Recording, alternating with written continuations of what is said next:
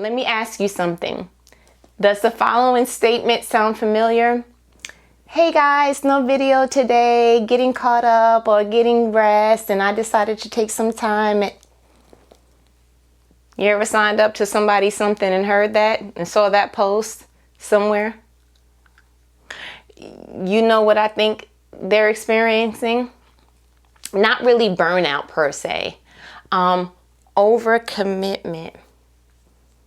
Let's discuss, shall we? But before we do, go ahead first, like this video, subscribe to this channel, and then let's get into it, okay? But first, go.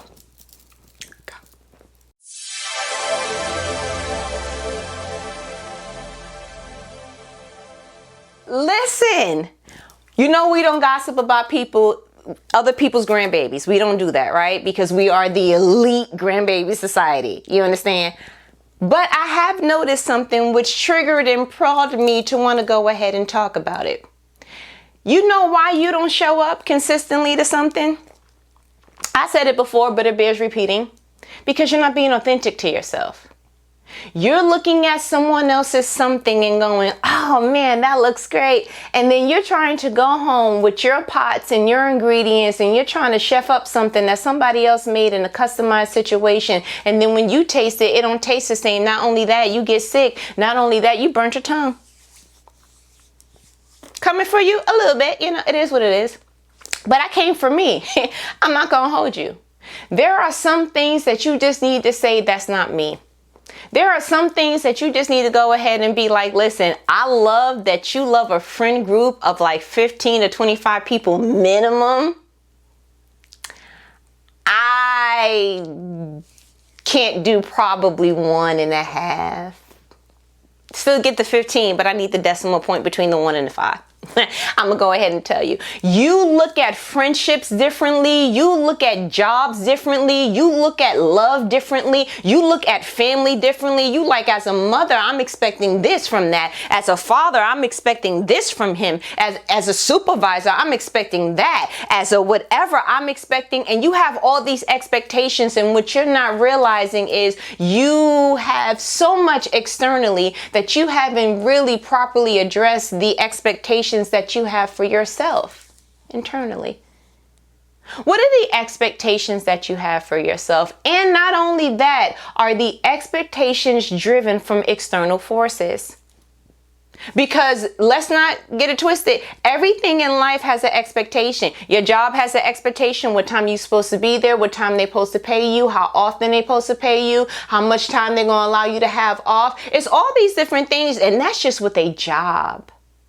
Your family expects, if they call you, they expect you to answer. If they ask for money, they expect to get it. If they went ahead and said whatever, they expect some advice. Like, people even have expectations for you. Yeah, there's a lot of different things that if you are not self-aware, you'll start to see, are any of these expectations things that I can meet? Are any of these expectations being a derivative of myself? So that's why when you start something, you're so excited about it, you kind of sometimes peek in somebody else's window, look in their house, try to recreate it, and you don't have their temperature. And then you're wondering, what's wrong with me? No. It's nothing wrong with you. You just didn't factor you.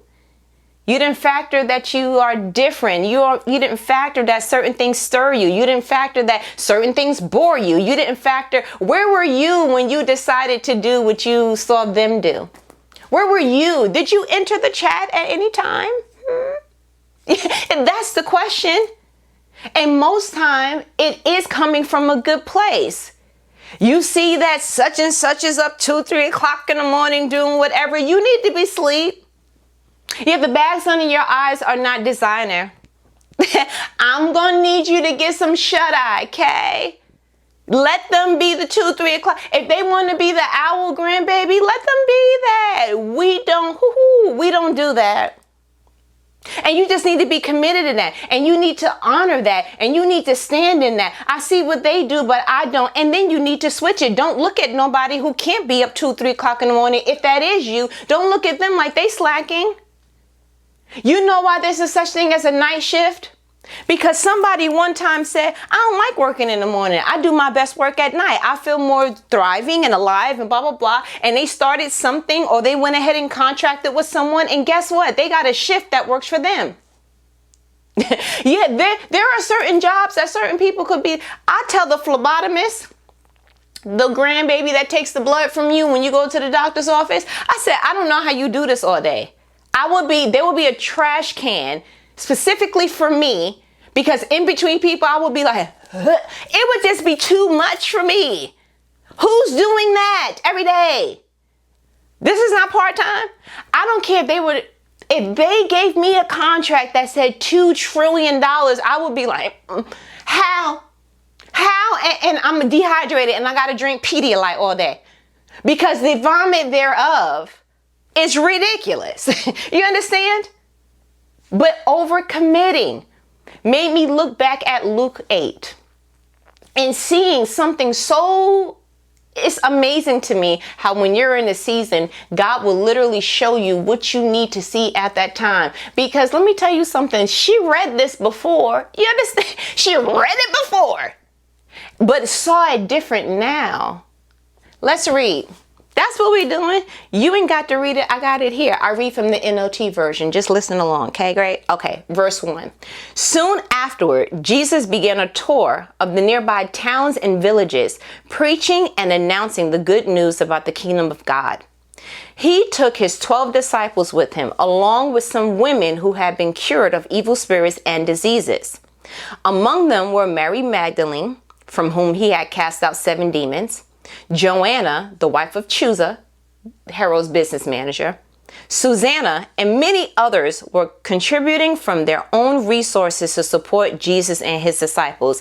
Let me tell you what the word told me. Who was on tour? Not Beyonce, Jesus. Who were with him and supposed to be discipling that? Context clues. The disciples. Who was supporting that? The women. Mary Magdalene, Joanna, Susanna. Not one time were the women who were called to support trying to be a part of the tour. Not any time did Jesus step out of doing what he was doing, what he was supposed to be speaking, what he was supposed to be healing, to try to go ahead and figure out the money part. Not any time did he tell the disciples, all right, you need to go help them to go ahead and bring in a couple of more because we short this month. And not any time. Everyone had their specified role. And God checked me because I had to go back to my Patreon and do something different. I fell victim of looking at other people and going, oh, y'all going live? Or y'all doing this? Or y'all doing that? And then looking at myself and saying, okay, so how much can I come up with? Why? Why do you need to come up with more? Why can't you just be consistent with what you're called to do?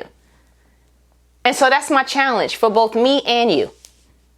I stepped out on faith and went on my Patreon and said, I'm literally going to be consistent in what it is that I do. I literally have a podcast. Enter name, Strive, the letter N, Inspire, Strive and Inspire, that I have been doing since July 25th, 2019, consistently, obediently, and passionately, ad-free. What that mean, ad-free? Ain't no money coming from that, okay? And until this very moment, I will be very transparent with you. I actually felt some kind of way about that. Because you got other podcasts that they doing these big brand deals and sponsorships. And you like, sir, I'm talking about you. I'm not talking about culture, hip hop, who's together, who's cheating. I ain't doing any of that. You know, it sells, whatever. But you understand? And God was like, faithful over few. Faithful over few. Few things he was working out in me, few things that were happening. But until this moment, I felt so great because I was having a problem with, why don't I like marketing? Why don't I like getting out there and be like, hey, can you support, like the pom-poms for the marketing? It's not my thing. And I was like, why? And until this very moment, I get it. It's not my role. It's not my role. I am called to be on tour. Speaking that into existence, but also very much getting from the word. But if the word said it, we got to go ahead and touch and agree. You understand? Literally, let's say it again.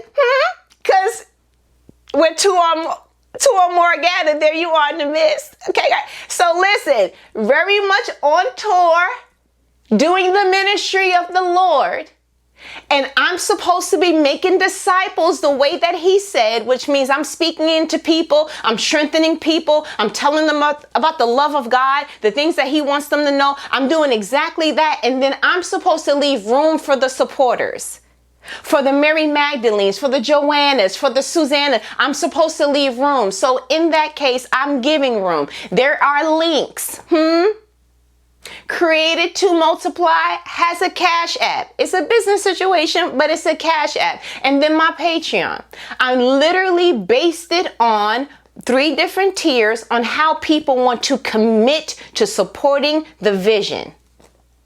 That is how you stop yourself from being overcommitted. What is your role? To be on tour? To be on tour? What's your role? To support? What may be another role for you? To be a disciple, which means you hear something and you like, oh, and you start spreading the good news. You sharing, you telling people like, yo, listen to her podcast, look at her YouTube, like whatever it is, but like go ahead and evangelize. But I know mine, and it's not to be all over the place, trying to market, trying to snip, trying to put out like, what? And a lot of that is an act of faith. Do I believe enough in what God called me to do it so authentically and solely that I trust that he'll bring the supporters? I feel like I just, didn't I? Can't tell me that I'm not speaking because I could feel him because he's slapping me while he's slapping you. I'm like, I was trying to move out the way so he can hit you with the spirit. But it's actually, I'm getting some in the back. Yeah, a little flashback from when my grandmother and my cousins, but that's fine. But listen, do you understand what I'm trying to say? So that is an invite. This is an invite for you to go ahead and go to my Patreon. Strive, the letter N, Inspire. Strive in Inspire and do exactly what it is that you feel led to do. Be committed to the vision because I'm going to be committed in the tour. Do you understand? Okay, listen. You know we do these videos every Thursday, right? Sure do. Commit. Okay. So, but I don't want to get in the way of what the Lord has placed on your heart to do. So I'm going to go ahead and let you let me go. We talk later? All right. Later.